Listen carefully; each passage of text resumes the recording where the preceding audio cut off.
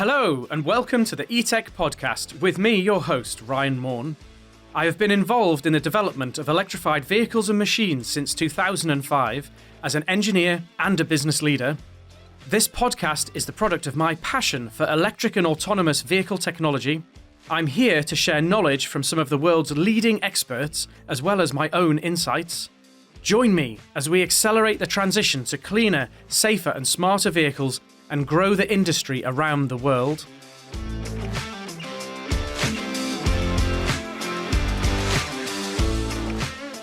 Got a great podcast for you today. I'm not going to say too much about it. A fantastic guy called Matt Boyle took the time out to come and talk to us. Matt has been in vehicle electrification for a really long time. He was the president and CEO of a fantastic company called Sevcon, which was sold about a year ago to BorgWarner. Matt's been keeping himself pretty busy since, so really pleased that he managed to find the time to come and talk to us today. So without further ado, we'll get into the show, and I really hope you enjoy it. We've got Matt Boyle, OBE, no less, with us today. So, Matt, could you introduce yourself and just tell me who you are and what you do? Sure. Matt Boyle. I would never add the OBE. Ex-president and CEO of Sevcon. Been retired for a year, but very, very busy. Sevcon was a US public company. We sold it to BorgWarner in 2017, and BorgWarner assumed it into their PDS division. What I've been doing for the last year is doing what I was doing when I was at BorgWarner, getting involved in power electronics machines and drives, trying to make sure that we had enough skilled workforce around in the UK to exploit it.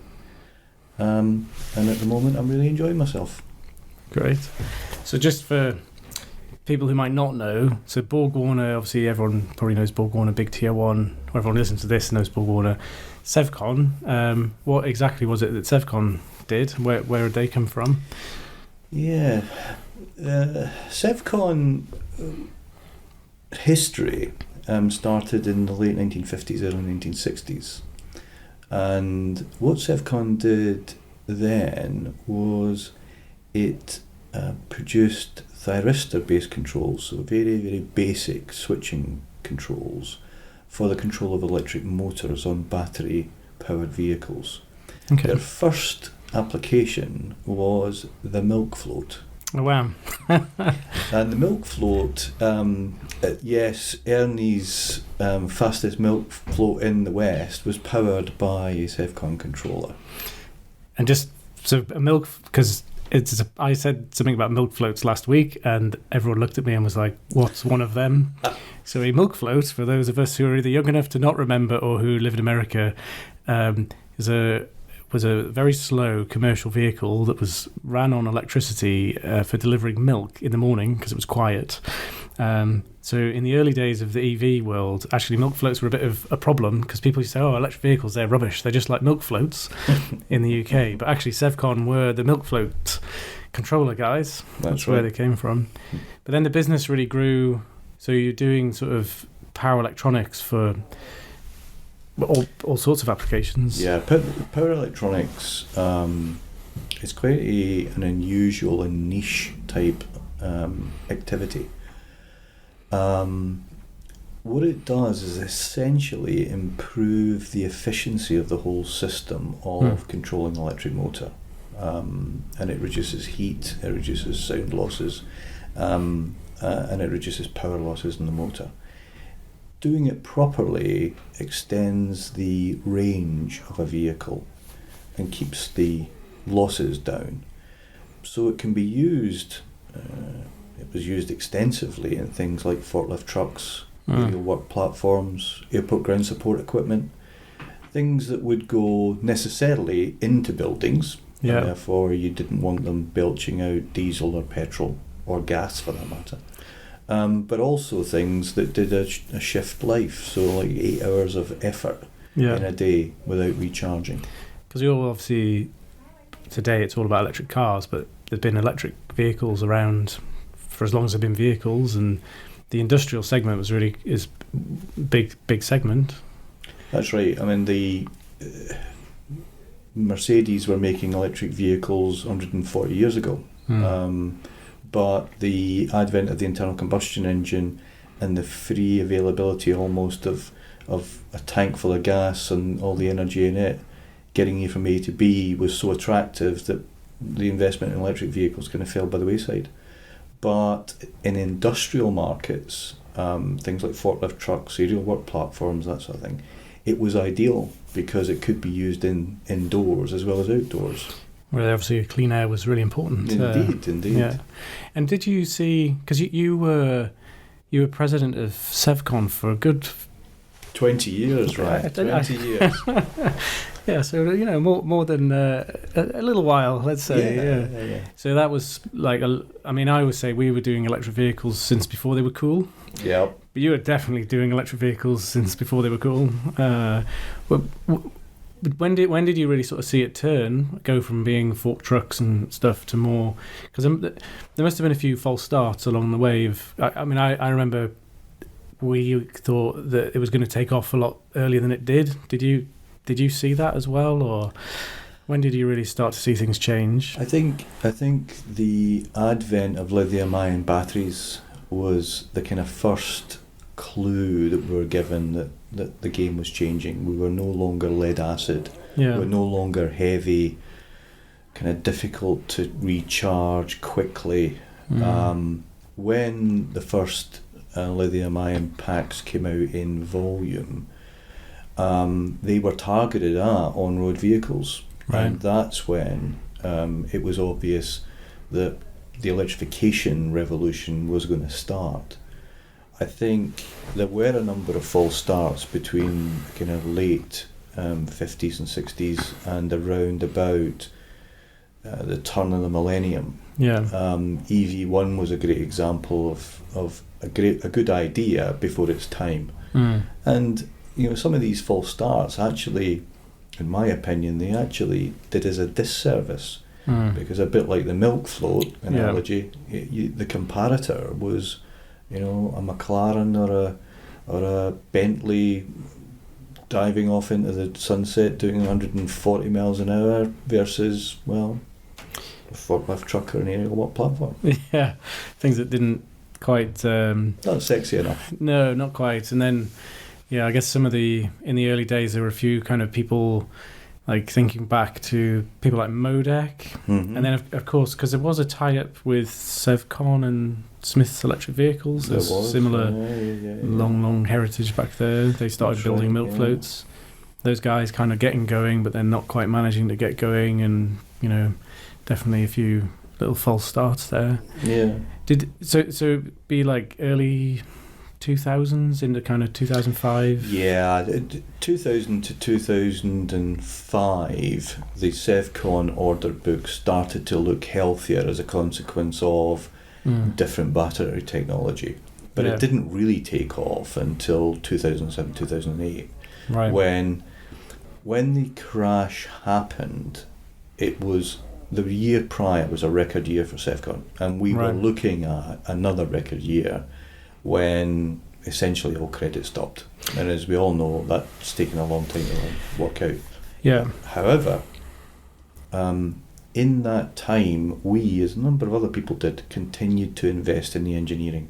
Yeah. And that stood us in good stead when 2009, 2010 came along and people started to take lithium-ion battery packs seriously, and they found their ways into hybrid vehicles. And by that point, you were making power electronics and motor controllers for some quite interesting on-road and off-road, things sexier than a... People could see that all of a sudden electric vehicles had become sexy, and some of it, I have to say, was down to foreign governments and foreign companies investing in it far quicker than the UK did. But we weren't too far behind them in the end. Yeah. The kind of the thing that really put us on the map as a business was the Paris Auto Show in 2011 when the Renault Twizy came out. Right. The Renault Twizy, on its original marketing photographs, had square wheels. They were actually round wheels behind square covers, Okay, So it someone's looked making a like statement there. this thing had square wheels. And that was interesting. And at the show, there were 4 vehicles on the Renault stand. Yeah. And one of them was a Twizy, and there were a lot of people interested in why Carlos Ghosn had decided to do that rather than another generation of PSA powered Renault vehicles. Now, I know people have strong feelings about the Twizy, but I absolutely love them. I think it's one of my it's a groundbreaking car. Never quite did as well as they thought it was going to do. That's right. But it's still going now. I mean, it still is a modern, sort of futuristic platform now. But quite amazing, really, thinking then, sort of, Sevcon's based in the northeast, you're on Team Valley, it's quite a big business by that point, but to have such a globally significant product launch as with Renault, that must have been a pretty amazing time for the business. It was. I would say that in addition to that, you had to grow up as a business. If you're providing product to industrial vehicles with no slight on them at all, it is a different game dealing with the automotive guys. You have to up your game significantly. And one of the things that we did, again following the continued investment during the recession, was we came out of it far stronger engineering wise, and we were capable of exploiting that. I like the Twizy too. I think it's a fantastic little get around the city. I travel the world and I see them everywhere. Small numbers, yes, but they are everywhere. And they fit in perfectly in, to be frank, nicer places. Nice is the wrong word. Warmer places than the northeast of England. Yeah, it's funny you should say that, because originally Renault, in their original brief to us about its use, they targeted Southern Europe. Yeah. So around the Algarve, around southern coasts of Spain and France, Italy, and the largest market for the Twizy was actually Scandinavia. Really? Scandinavia. Okay, they're obviously tougher than we are. I think there's a bit of that. Certainly, modestly after the launch, I would say about 7 months after the launch, they discovered that leaving the vehicle having no windows was definitely a marketing flaw. Yeah. So they put windows in it quite quickly. Yeah. But the people who loved it were the Scandinavians, and that's because of their green credentials. Right, of course. Because there was literally nothing. There was nothing at the time, was there? There was sort of, you could buy road registered EV in any sort of scale. That was that. I mean, it's funny to look compared to where we are today, but it really was a very groundbreaking program, and I mean it's amazing. It's a big testament to you and the team at Sevcon that the controls for that were done in the sunny northeast. Yeah. Where we definitely needed windows. So one of the things that was interesting about Sevcon was it was based in the UK, but you were listed on, I'm going to say, the New York Stock Exchange. Is that right? Yeah. Originally, we were based on the Amex, the American Stock Exchange. Okay. But latterly, we were based on the NASDAQ. Okay, NASDAQ. Okay. And yes, it's an interesting historical wandering of how a managing director of a UK engineering company also happens to be the CEO and president of an American public company. But it's an accident of history. I don't think there's many people who have well, no, I actually pleasure. never found anyone on any of the planes I was on that had a similar job. Yeah. But Sevcon originally was part of a business called Joyce Lobel. Okay. That was bought by a US public called Technical Operations. And was incorporated into one of their divisions. And over time, Technical Operations grew as a conglomerate to be quite a large business. But between the kind of 1980s and the late 1990s, it divested itself of much of their business. Okay. And then with 2 businesses left, what they decided to do was give existing Technical Operations shareholders a share in each business. So there was a share in Sevcon, and it Okay. got floated onto the Amex, Yeah. and a share in a business called Landauer, and it eventually ended up in the New York Stock Exchange.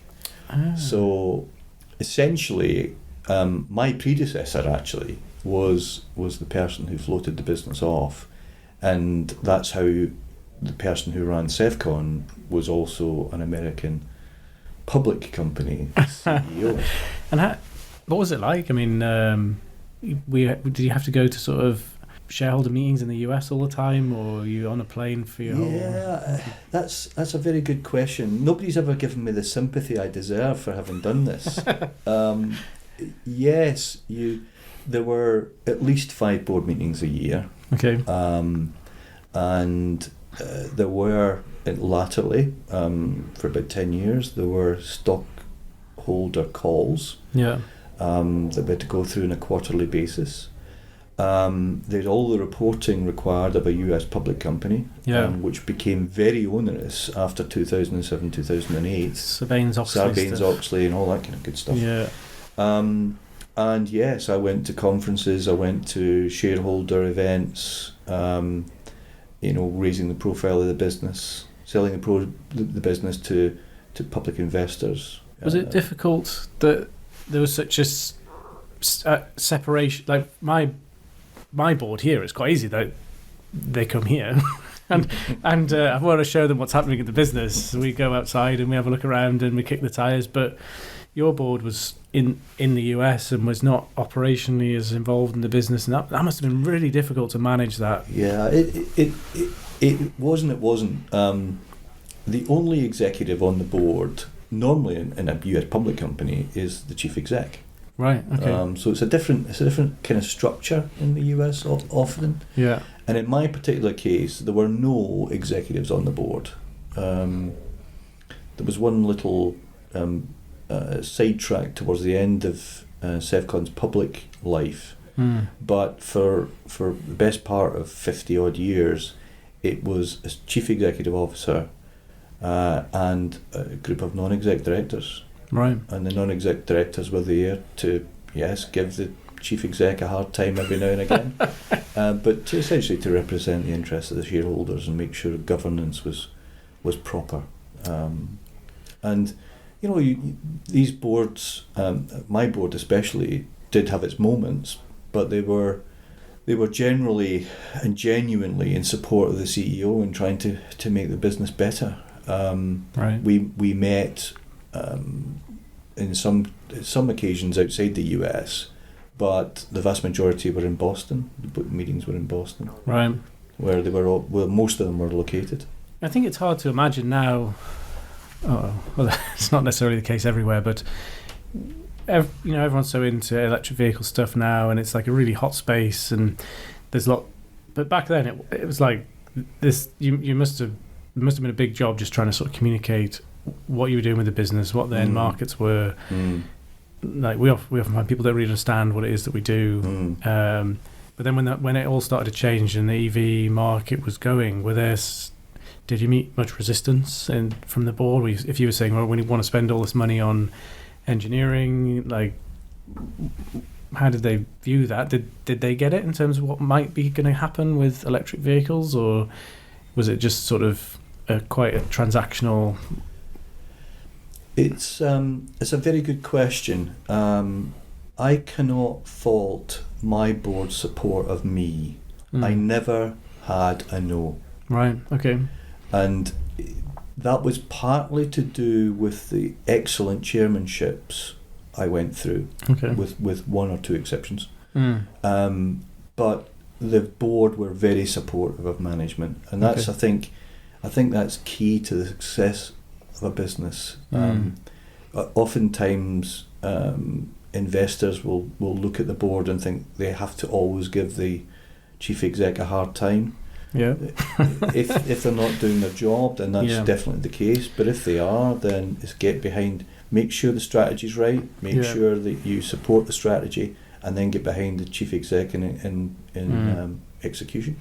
And the trouble, I mean, that back to sort of 2007, 2008 time, it was hard to work out. I think a lot of people initially didn't realise what was happening globally. So boards were giving management hard times in a lot of companies, where really it was sort of, if you managed to survive that mess of the global financial crisis, you were doing an amazing job. That's right. And I have many horror stories from that era, but one in particular, I remember going to work one Monday morning to find that my order book had halved. Wow. Yeah. And it wasn't long-term orders. It was because we were a just-in-time manufacturer. It was like, we're not shipping anything this week. Yeah. Now, I can tell you, and I guess you've been through it as well, when you're in that area, when you're in that situation, it's dead easy to blame everybody else. Yeah. But you do have to think, how the heck am I going to get out of this? Yeah. And what should I do to make the business stronger in the end? You know, one of the things about being a supplier to forklift trucks and work platforms and businesses like that is that they're capital intensive. Their customers are purchasers of capital equipment. Yeah. So when money gets tight, the first thing that goes out the window is the capital budget. Yeah. So we would always see a tightening of fiscal policy before anybody else would. Yeah. And that meant we were first into a recession, and it also meant we were last out. I know exactly what you mean there. We had the same going in. We had loads of problems coming out as well, mine. Did you have issues coming out the other side with growing quickly and cash flow? And yeah, there were several things that we had to do as a board that were that shareholders would have kind of raised their eyebrows about. But in the end, the proof of the tactic was to look back and say we survived. I mean, sensible things like, if you don't have a lot of cash, stop the dividend. Yeah, hunker down. Don't spend money when you don't have to. So there were a number of things that we did going into the recession. We decided as a board we would continue investing in engineering. Yeah, and we were investing kind of like 13 to 15% of revenues. Yeah. So it was a big number. Very big. Yeah. And we did one of the things that I always extol when people ask me how to run a business is your people are your greatest asset. We turned around to the employees and said, can you all take a 10% haircut? Right. Yeah. So their salaries went down 10% day one. Wow. And we restored salaries about 18 months later. Right. And we gave people financial recognition for sticking through the thin period. What eventually happened is we came out far stronger than we went in, with a product portfolio that was very focused on the developing markets and electrification. Yeah. And we were beating people off. I'm not just saying it because you're here, but I think you didn't just survive. I mean, you guys knocked it out of the park in the end in terms of when I look at what you achieved. There are other companies out there who went through the same period and were doing electrification, but in general they had either some billionaires' money behind them, or they were a subsidiary of a much larger, organisation, and they spent a lot of money to get to the end point. You guys did it from revenue, and really take any money, additional shareholder money. Yep. And you not only grew the business really strongly, but then you just got into the most amazing position, the last sort of 3 or 4 years, which then led to ultimately the business being bought out. Yeah, and a lot of it, power electronics, machines and drives is a very interesting area to be involved in because it's ubiquitous. Yeah. When you think about where it can be applied, you're not only talking about electric cars, you're talking about anything that can be hybridized. So take an internal combustion engine out of a vehicle, put an electric drive system in, or leave part of the internal combustion engine in the vehicle and supplement it with a hybrid system. Yeah. All of these approaches across many, many, many sectors and markets are basically down to the power electronics, the machines, the electric motors, and the drives. Yeah, so it's electric cars, electric planes, electric trains. That's right. And the power infrastructure, the charge points, Colin Hearn's charge points, all require power electronics. Yeah. And then the grid.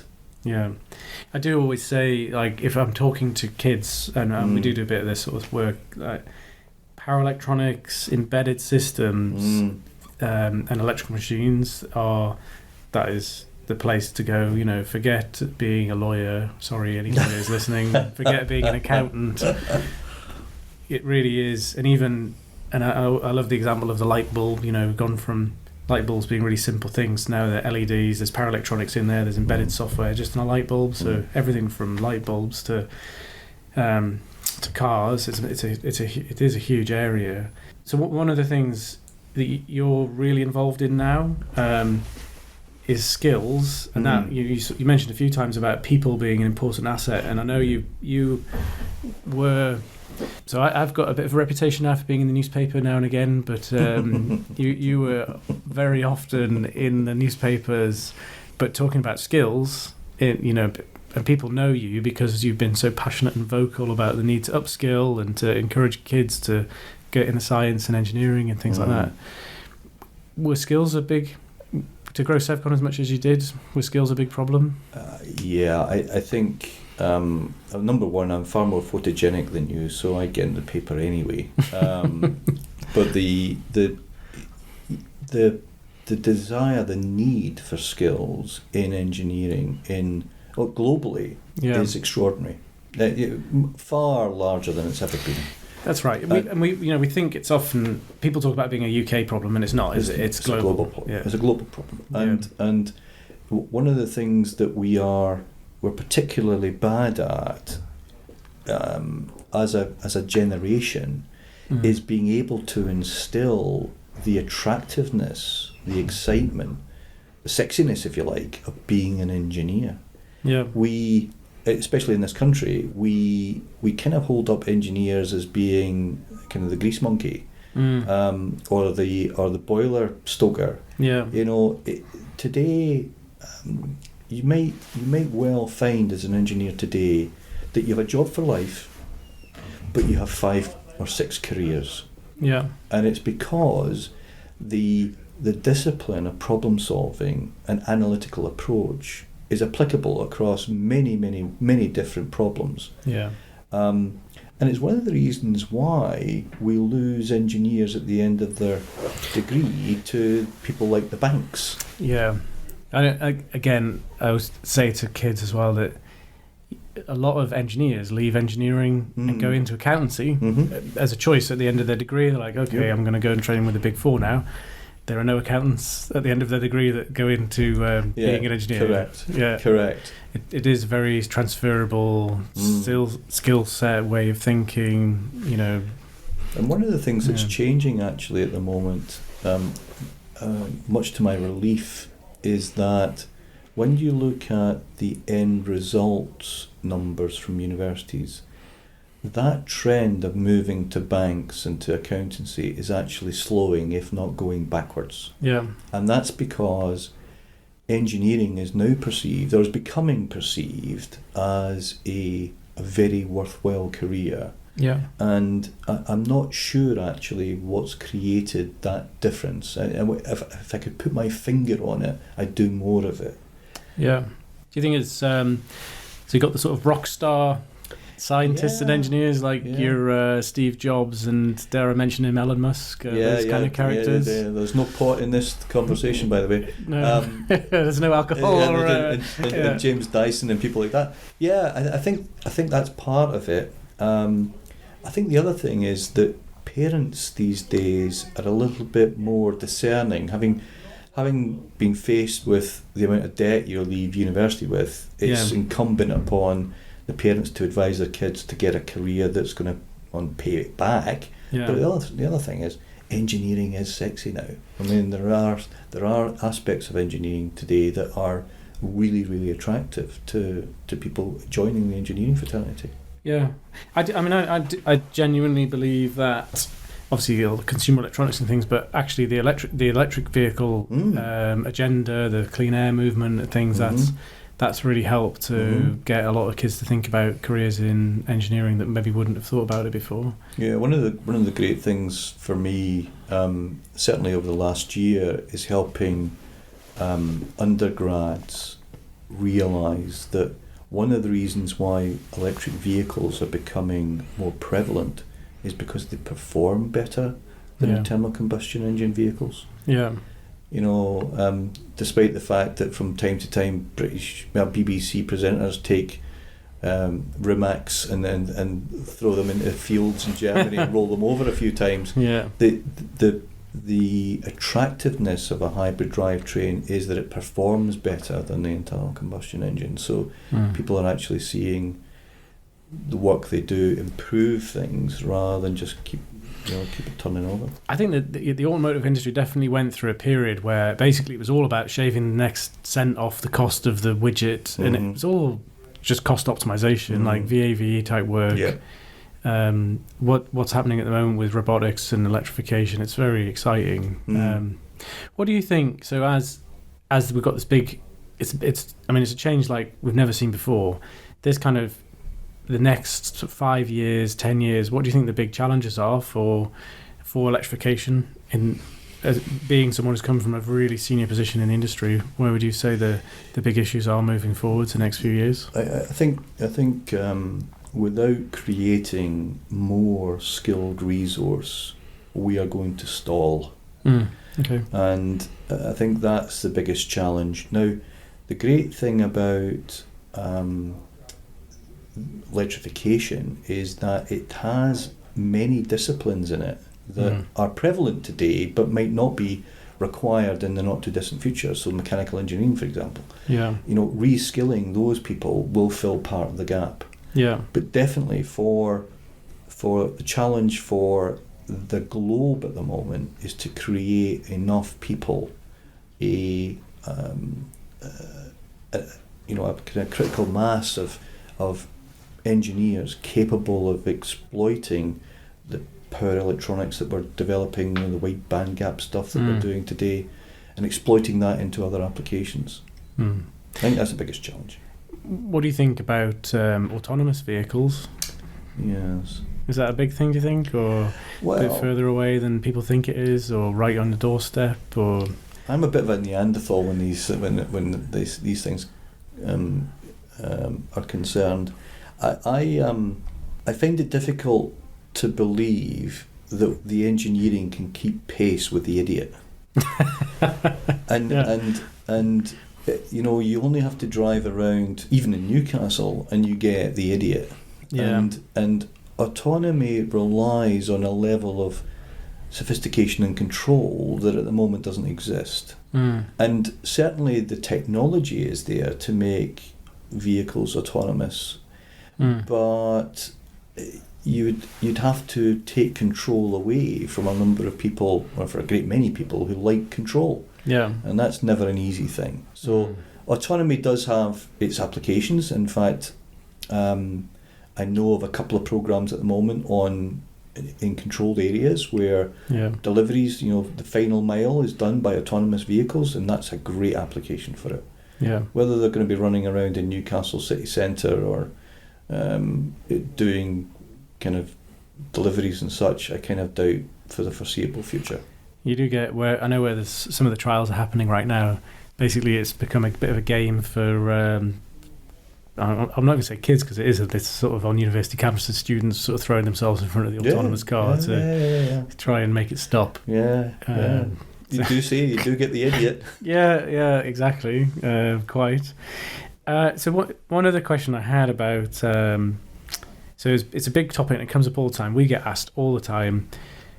And I think there's a little bit of sort of a lack of comprehension about how the automotive industry works in this question. But at the moment, car makers are evaluating various different options for what the best business model is to build these new electric vehicles. And at the moment, there isn't really a right way or a wrong way, but you could say at the moment, most car manufacturers make their own engines. they make the engines use components from sub-suppliers. Transmissions tend to be a sub-supplier component, and then they assemble those into vehicles, and they take responsibility for the vehicle. And in some cases, it's not all that common for the car to be contract assembled by someone else. There is a bit of that, but it's quite rare. Correct. And obviously, people have been talking about different models moving forwards and contract assembly coming up for a Dyson or an Apple as they put their cars into production. But do you see car manufacturers taking in-house things like motors and electronics and battery cells, or do you see that being more like outsourced and subcontracted into the supply chain? Yeah, I think you're right. I think boardrooms in the OEMs and the automotive OEMs are a bit schizophrenic at the moment. Some of them are toying with the idea of being more integrated than they are at the moment, because, quite frankly, lots of cars are actually assembled. They're not actually. There's no cradle to grave in any OEM that I know of. So there's lots of third-party people assembling stuff and providing it to a final assembly plant. Yeah. I think there is a great deal of thinking going on at the moment in OEM boardrooms about what this change to electrification actually means for them. Yeah. They have vested billions, if not trillions, in mechanical tooling. Yeah. Yeah. And that's a big issue for them. So what do they do about that? The technologies today, as you know and I know, there are many ways of solving the electrical propulsion problem. Yeah. And there isn't really at the moment a clear winner in what technology you should use, and it can be application specific. Yeah. So again, what traditionally they would look at is going to have to be a 5-litre engine or a 2-litre engine. They're going, well, it might be an AC induction motor or a switch reluctance motor or a PMAC motor. Yeah.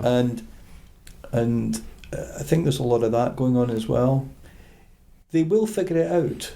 I'm not sure how long it's going to take. I think there are a couple of areas where you would say there is a lot more maturity in the thinking than in others. Yeah.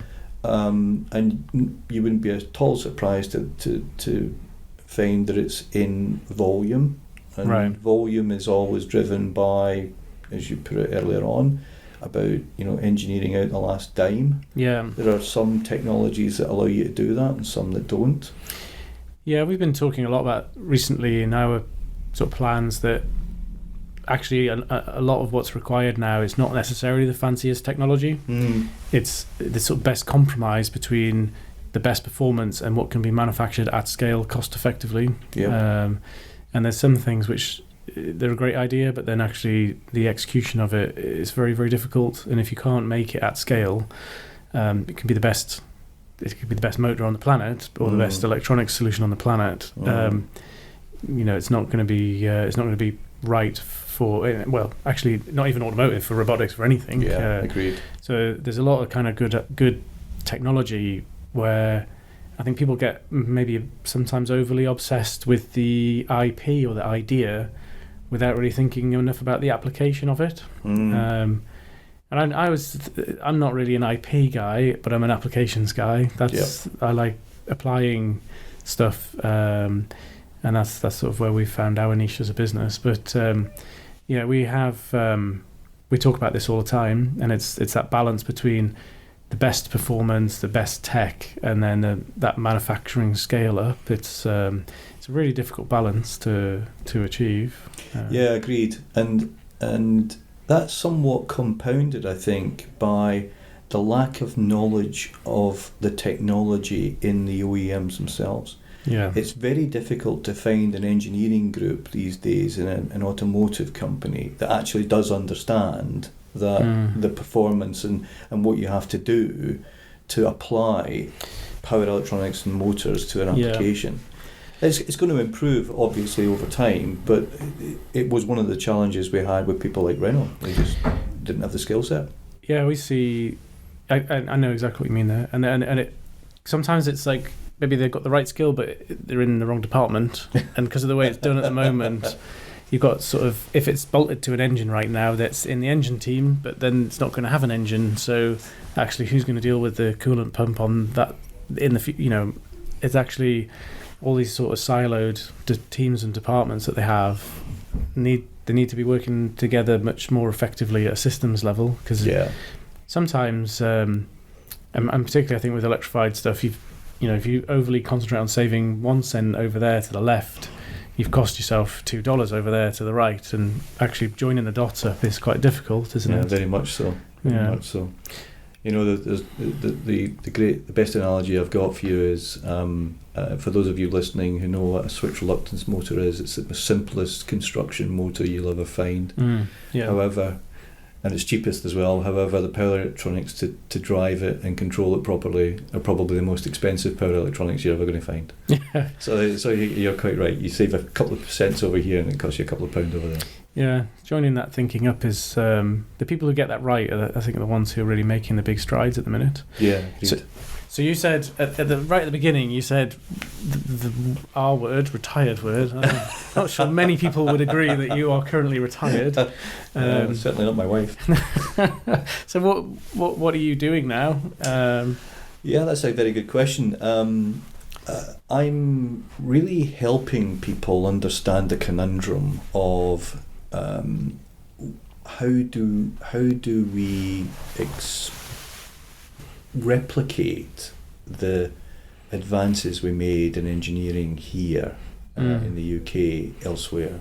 Right. And a lot of that is about inward investment to here. Okay. Trying to help people who have an electrification agenda. It's not necessarily automotive, but an electrification agenda. What does good look like? Right. And trying to help them understand that. And the second thing I'm working on is something called the Stevenson Challenge, which is an application to the Industrial Strategy Challenge Fund here in the UK, looking to create a supply chain for power electronics, machines and drives, the kind of ubiquitous underlying technology, and getting that up and running. And that's hopefully we're going to hear something about that in the next few weeks. But that's I'm gainfully employed, running around like a headless chicken yet again. And hopefully a few less air miles. Yes, certainly a lot less air miles. British Airways have inquired what the heck I'm doing. I'm flying with somebody else. Yeah, where have you gone? Okay, great. All right. Well, thanks very much, Matt. It's been a pleasure. Yeah, thanks, Ryan. Thank you. Okay, so that was today's podcast. I really hope you enjoyed that. If you did, please don't forget to leave us a rating or hit like, depending on which platform you're listening to us on. And of course, don't forget to subscribe so you get future podcasts from us. We try and do about one a week. We don't quite always manage that, but sometimes we do 2 in a week. So about 1 a week. There's always going to be something fresh and new coming from us, talking about electric vehicles and electric vehicle technology. We've got some more great interviews coming down the line. And don't forget, if there's something in particular that you're interested in, send us a question and we'll incorporate that into a future podcast. We've had some really great questions come in recently, and we've built an entire podcast around those on one particular topic that we've had a load of questions about. Okay, so thanks again for taking the time out to join us. I hope you got some value out of today, and I look forward to speaking to you again soon.